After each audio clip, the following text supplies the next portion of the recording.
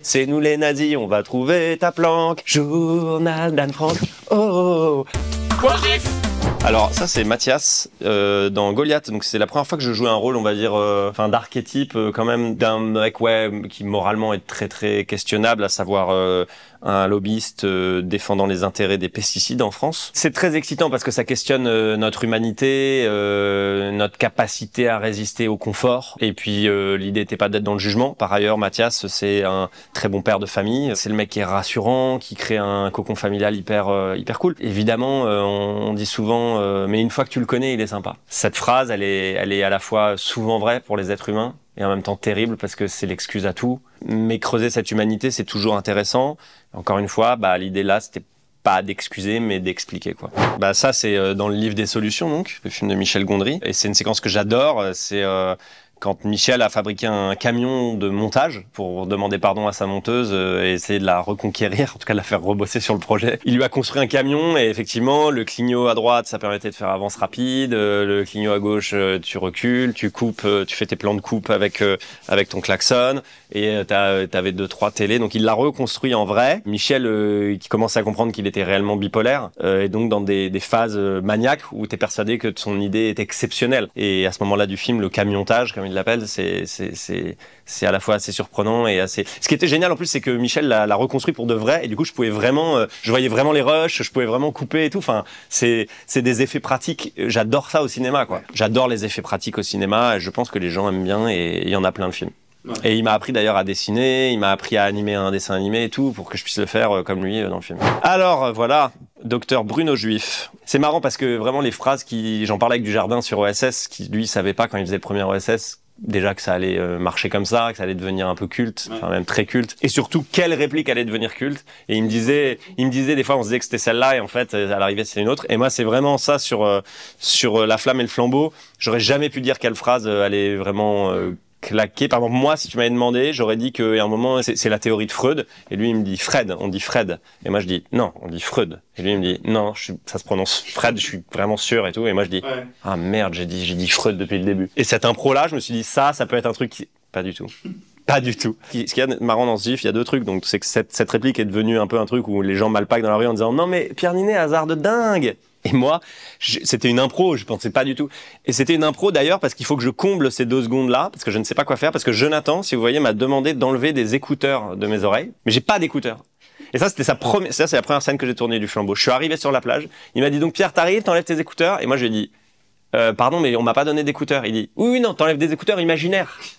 Alors je fais donc ça va être ça, ok. Et ça m'a mis au diapason, je me suis dit, on repart sur une vraie folie, ok, d'accord. Donc en gros, si vous regardez bien, je fais semblant d'enlever des écouteurs dans le gif, on voit très bien. Je fais genre, non, hasard de dingue. Et après, je faisais ça, je sais pas s'il l'a monté, mais après, je l'ai rangé quoi dans une poche imaginaire, enfin tout était imaginaire. Boîte Noire, c'est un film que j'adore, Yann Gozlan, on a pour projet de retravailler ensemble, j'aimerais beaucoup. Comme je produis maintenant, je lui propose des sujets en ce moment-là, et je pense qu'on va trouver un truc pour repartir ensemble, après Un homme idéal et Boîte Noire. J'adore travailler avec lui, c'est un mec vraiment d'une précision et d'un amour des images et des acteurs. Je sais pas, il y a une humilité chez Yann que j'adore, alors qu'il travaille comme un malade, mais jamais il va vouloir le montrer, le surmontrer, le truc. Il est vraiment que dans son taf. Il est en train de creuser un sillon, alors qu'on savait faire du thriller, quoi. Je pense à Plein Soleil et tout. Enfin, il y a des films vraiment super. Et je trouve que Yann, c'est un descendant de cette lignée-là, avec beaucoup de rigueur dans l'écriture de plus en plus. Je trouve que Un homme idéal, c'est un film que j'aime beaucoup, qui me tient beaucoup à cœur, mais je trouve qu'il y a de la maturité encore plus dans Boîte Noire. Ça c'est son récit, il s'est acéré, il s'est séché, et je pense que les prochains films qu'on fera, je l'espère ensemble, ça va être de plus en plus mature, de plus en plus coup de poing, et j'adore travailler avec Yann. Ah, Bon Pied Bon Oeil, Porte de Montreuil, bien sûr. J'ai reçu des photos où j'étais tagué sur juste le truc du métro, avec marqué Porte de Montreuil pendant, je sais pas, pendant 3 mois, quoi. Pendant 3 mois, il y avait plus que ça. J'étais oui, ok.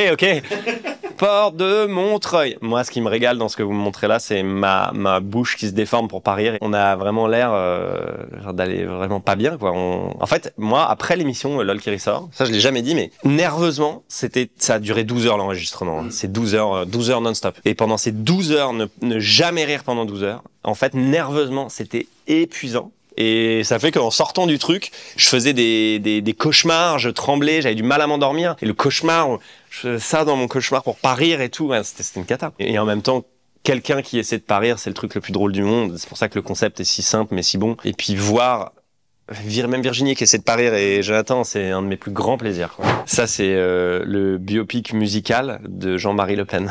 C'est un des épisodes que j'aime beaucoup de casting. Bon, il y en a pas mal. J'aime bien la liberté de ton qu'on avait. J'aime me dire qu'aujourd'hui, on l'aurait encore. Dans celui-là, je crois qu'il y a une comédie musicale du Ku Klux Klan aussi, qui pendent des gens. Et il y a la comédie musicale d'Anne Frank avec des robots nazis. Après qu'on ait fait ça, ils ont vraiment fait une comédie musicale Anne Frank. Ils sont pas inspirés de nous, c'est le hasard. Mais c'est fou. Parce que moi, je me disais, c'est quoi les sujets qu'il faut jamais faire en comédie musicale, ou les plus inattendus, les plus drôles. Donc le biopic de Jean-Marie Le Pen, n'est-ce pas? Je vais pas le faire, mais Antoine le fait très bien. Le Ku Klux Klan. Et on se dit Anne Frank, la comédie musicale Anne Frank. Je cours et me cache dans ce grenier, trempe ma plume dans l'encrier. C'est nous les nazis, on va trouver ta planque.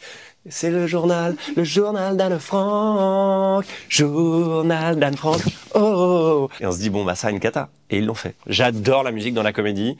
Et j'ai proposé peut-être un sujet à Jonathan autour de ça, mais j'aimerais bien, là, dans pas longtemps, dans les 2-3 ans à venir, trouver un bon sujet pour de la musique et de la comédie. Du coup, en le disant, quelqu'un va forcément le faire avant nous. Et il fallait pas en parler, Pierrot. Alors, le retour du docteur Juif, avec les cheveux de OSS 1001 dans OSS Alerte Rouge en Afrique Noire, parce que j'étais parti d'OSS, j'étais venu tourner une journée avec eux et j'étais reparti sur OSS. Et là, je ris c'est une prise, c'est du bêtisier, ça, là, je rigole à la fin du truc. Elle me dit, vous êtes moche, et ça me fait péter un plomb, donc je dis, ah! Genre, je veux pas entendre ça. Beaucoup rigolé cette journée, beaucoup rigolé. Grande liberté de rire, grande liberté de ton, grande liberté de tout me fait rire, Joe me fait rire. Non, c'est vrai que la flamme et le flambeau, c'est des grandes vacances, quoi, pour tout le monde, on se régale. Et puis surtout, c'est aussi la possibilité d'essayer plein de choses, quoi. Il y a 2 ou 3 caméras, donc ça va vite, t'as le temps, t'as pas l'impression d'immobiliser tout le monde. Si t'as une idée, tu peux la faire. C'est très agréable, quoi. C'est un vrai laboratoire de comédie. Personne va vous faire un film en disant, bon, je savais que c'était culte, ce qu'on était en train de faire. Enfin, je crois que c'est rarissime, quoi. Tu sais jamais, mais c'est tout le charme du cinéma. Je trouve que c'est une industrie, mais contrairement aux autres industries, elle est quand même moins prévisible. Que ce soit les succès ou les échecs, quoi. Tu peux mettre toutes les plus grosses stars hollywoodiennes dans un film, ça se trouve, ça va se planter. Et tu peux mettre Raphaël Quenard dans un théâtre pendant 1h30 et ça va marcher très fort. Non pas que Raphaël Quenard soit pas une grande star hollywoodienne. Raphaël, c'est pas ce que j'ai dit. Et là, quand on fait ça, on n'a aucune notion. Et encore une fois, je sais pas du tout ce qui va marcher, ce qui pouvait marquer les gens. Et là, on me demande encore des consultations sur Doctolib pour Docteur Juif et tout. C'est génial, moi, franchement, ce lien avec le public, c'est peut-être un des trucs que je préfère, quoi. C'est me dire que ça fait un peu partie de leur vie, quoi. Au-delà de nous, complètement. C'est-à-dire que ça nous appartient plus du tout, mais eux, en soirée, ils vont pouvoir se faire une référence au truc, et que c'est devenu leur vanne maintenant. 20 ans d'écart, Virginie Fira, un de mes premiers grands rôles et de comédie. Parce qu'en fait, j'ai fait casting, j'ai fait 20 ans d'écart, et là, je voyais Télérama, ils ont fait une couve et un article super sympa et tout, mais la couverture, c'était, et en plus, il est drôle. Et je suis un peu genre, mais j'avais essayé aussi de faire des trucs drôles déjà avant. Mais bon, ça me fait plaisir, hein, tant mieux. Moi, je suis content que des gens le découvrent à un moment ou un autre, parce que j'adore la comédie. Je trouve que c'est tellement précis, mathématique, exigeant, généreux, dangereux, courageux presque d'essayer de faire rire quelqu'un, quoi. En mini